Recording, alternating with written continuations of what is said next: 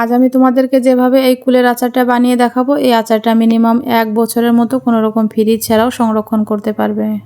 এই ছোট টক কুলগুলো এখন কিন্তু আর খুব একটা পাওয়া যায় না, যদি গ্রামে খোঁজা হয় তাহলে পাওয়া যেতে পারে। তো চলো কথা না বাড়িয়ে রেসিপিটা শুরু করি। এখানে দেখো আমি 700 গ্রামের মতো কুল নিয়ে নিয়েছি, আর কুলগুলোকে কিন্তু খুব সুন্দর করে ধুয়ে একদম পরিষ্কার করে নিয়েছি। আর এখানে একটা প্যান গরম বসিয়ে দিয়েছি, আর দিয়ে দিয়েছি সামান্য একটু তেল, আর ফোড়নে দিয়ে দেবো 1/2 চামচের মতো পাঁচফোড়ন আর কয়েকটা শুকনো লঙ্কা। গোটা মশলাগুলো কয়েক সেকেন্ড ভেজে নিয়ে কুলগুলো দিয়ে দেবো, আর দিয়ে দেবো পরিমাণ মতো চিনি। চিনির পরিমাণটা তোমরা তোমাদের পছন্দ মতো দিয়ে দেবে, আর স্বাদের ব্যালেন্স ঠিক রাখার জন্য সামান্য একটু নুন দিয়ে দেবো। এবার এই কুলগুলোকে ঢাকা দিয়ে মিনিমাম 20 মিনিটের মতন রেখে দেবো। 20 মিনিট পর ঢাকনা খুলে দেখিয়ে দিচ্ছি, চিনি মেল্ট হয়ে কুলগুলো কিন্তু একদম সিদ্ধ হয়ে গিয়েছে। আর এখানে দেখো একটা স্টিলের হাতা নিয়েছি, এবার এটা দিয়ে খুব সুন্দর করে মিশিয়ে দেবো। তোমরা চাইলে কিন্তু কুলগুলোকে হালকা গোটা গোটাও রাখতে পারো। 1 চামচের মতো ভাজা পাঁচফোড়নের গুঁড়ো দিয়ে নামিয়ে নিলেই কিন্তু আচারটা একদম রেডি হয়ে যাবে। বন্ধুরা, রেসিপিটা তোমাদের কেমন লেগেছে অবশ্যই জানাবে, আর রেসিপিটা যদি ভালো লেগে থাকে তাহলে ভিডিওটাকে অবশ্যই শেয়ার করে দেবে। দেখা হচ্ছে নেক্সট ভিডিওতে।